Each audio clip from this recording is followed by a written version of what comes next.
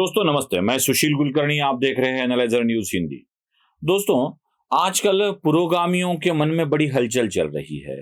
बहुत ही वो ऐसे दिख रहे हैं, अस्वस्थ दिख रहे हैं और उनके मन में बहुत कुछ बातें करना भी है। लेकिन आजकल भारत में कुछ बोला तो उनके ऊपर बहुत सारी गाज गिर रही है, लोगों का गुस्सा फूट पड़ रहा है।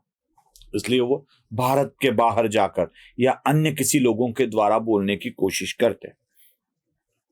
एक बात इन पुरोगामियों के मन में खल रही है और वो बात कौन सी है?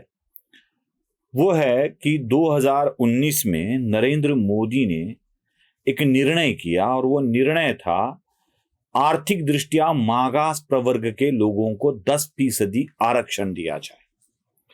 अब ये आरक्षण उन वर्गों पर लागू होगा जो किसी आरक्षण के पात्र तो नहीं है, लेकिन अपनी आर्थिक स्थिति के कारण बहुत ही पिछड़े हैं, समाज में वो आगे बढ़ नहीं सकते हैं। ऐसे लोगों के लिए नरेंद्र मोदी की सरकार ने 10% आरक्षण रख दिया। अब जैसे ही एक अलग आरक्षण की रचना हुई, कई लोगों का गुस्सा टूट पड़ा मोदी के ऊपर। कहने लगे कि ये संविधान को बिगाड़ने की कोशिश है, वो बदलना चाहते हैं, बिगाड़ना चाहते हैं, अनाप शनाप उनके ऊपर आरोप लगने लगे। उसके बाद 40 याचिकाएं दायर हो गई सर्वोच्च न्यायालय में और इस 10% ईडब्ल्यूएस के आरक्षण को चैलेंज किया गया। जाते जाते उदय ललित की पीठ ने, जो 5 न्यायाधीशों वाली पीठ था, उसने इस आरक्षण को बरकरार रखा, उसको संवैधानिक करार दिया और कहा कि यह आरक्षण रखना ही चाहिए। 3 और 2 इस फर्क से इस आरक्षण को कायम रखा गया है। कहा है यह आरक्षण संवैधानिक है और साथ ही साथ ऐसा आरक्षण केंद्र की सरकार बहाल कर सकती है। अब इसके कारण समाज में जो पिछड़ा वर्ग है आर्थिक दृष्टिया, उसको भी आरक्षण का लाभ मिलने वाला है। ये जब जजमेंट आया तो इस जजमेंट में एक जज बेला त्रिवेदी जो है, उनका निरीक्षण बहुत ही महत्वपूर्ण है और इसी निरीक्षण के ऊपर मैं अपनी बातें आपके सामने प्रस्तुत करना चाहता हूं। हाँ, मैं भी बेला त्रिवेदी ने जो कहा है उससे बहुत ज्यादा सहमत हूं और बल्कि ये मानता हूं कि इस देश की आरक्षण की व्यवस्था को ही बदलना चाहिए। मैं ये नहीं कह रहा हूं कि आरक्षण को खत्म करो, मैं ये कह रहा हूं कि आरक्षण व्यवस्था को ही बदल देना आवश्यक है। 75 साल पहले जब देश का संविधान बन रहा था, तब संविधानकर्ताओं को यह पता चला था कि इस देश में अलग अलग राज्य, अलग अलग संस्थान होने के कारण, राजा महाराजाओं का राज होने के कारण, एक वाक्यता न होने के कारण कुछ वर्ग ऐसे हैं जो हमेशा के लिए समाज की मुख्य धारा से दूर रहे हैं।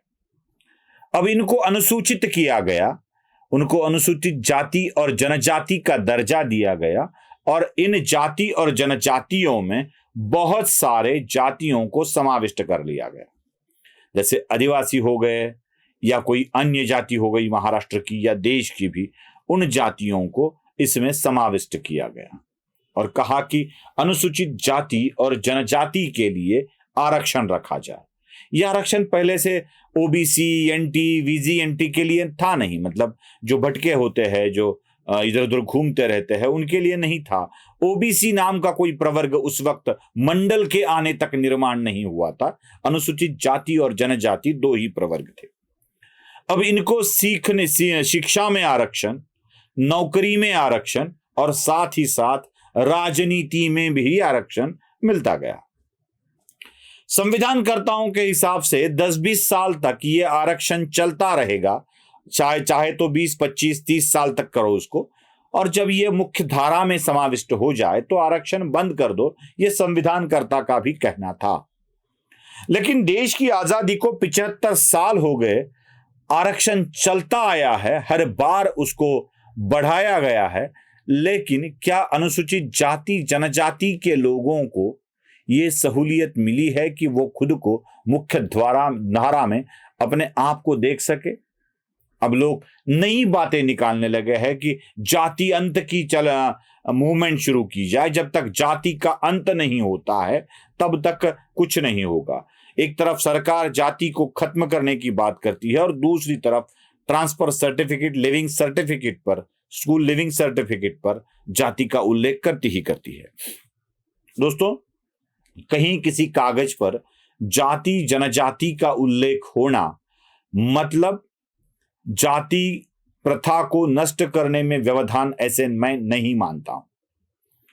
समस्या क्या है यह समझ लीजिए। समस्या समाज नहीं है, समस्या व्यवस्था है। और व्यवस्था क्या है कि एक प्रवर्ग को आप हमेशा आरक्षित मानते आए हो, लेकिन क्या उस प्रवर्ग के अंतिम व्यक्ति तक आरक्षण पहुंच रहा है? मान लो एक विधायक है, विधायक के घर में आरक्षित होने के कारण उसका बच्चा भी सीख गया है, वो भी पढ़ाई कर चुका है, उसको जॉब भी मिल गया है, उसको पेट्रोल पंप भी मिल गया है, उसको गैस एजेंसी भी मिल गई है। मतलब जो सीखा, जिसने ज्ञान प्राप्त किया, वो उसकी मर्यादा अपने ही परिवार तक सीमित रखता है। स्कॉलरशिप भी लेता है, एडमिशंस भी मिलते हैं उसको, उसके बाद जॉब भी मिलता है, राजनीति में भी मिलते हैं। राजनीति और जॉब का प्रभाव देखकर वो पेट्रोल पंप भी हासिल कर लेता है, गैस एजेंसी भी हासिल कर लेता है। मतलब एक ही व्यक्ति, एक ही परिवार ये सारी सुख सुविधाएं ले रहा है।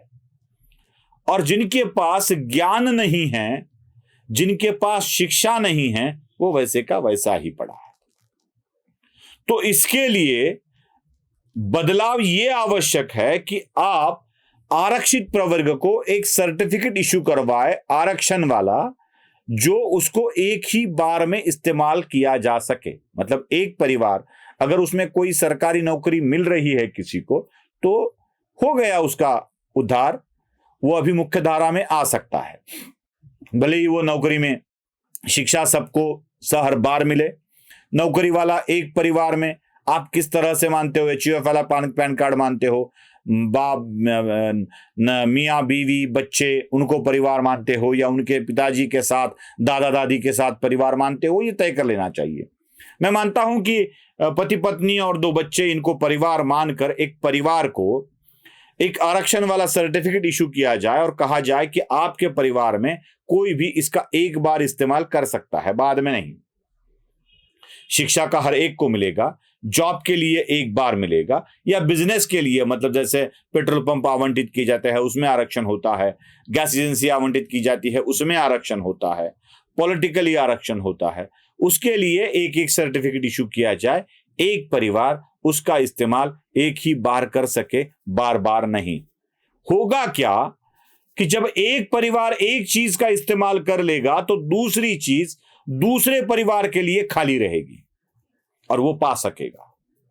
यहां हो ऐसे रहा है कि जिसके पास अधिकार आ गए, ज्ञान आ गया, राजनीति में पद आ गया, वही सारी सुविधाओं को ले रहा है, वही सारी सुविधाओं का उपभोग ले रहा है, और जिसके पास कुछ भी नहीं है वो जय कहते हुए फिर रहा है, जयकारा लगाते हुए अपने नेता के पीछे घूम रहा है।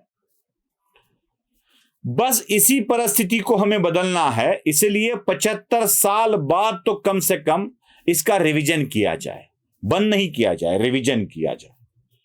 ये व्यवस्था को अगर बदलना है, हर एक तक इस आरक्षण के सहूलियत को पहुंचाना है, तो कम से कम इसका रिवीजन किया जाए।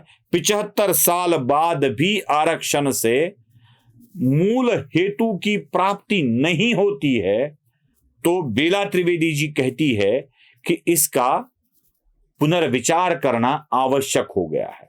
और यही पुनर्विचार आरक्षण के मामले में किया जाए, तभी लोगों के मन में भी आरक्षित वर्ग के प्रति विद्रोह की भावना नहीं रहेगी, और आरक्षित वर्ग के मन में हमें मिला है किंतु लाभ नहीं हो रहा है, यह नैराश्य वाली भावना नहीं रहेगी। अगर आप सहमत हो तो कमेंट बॉक्स में जरूर बताएं।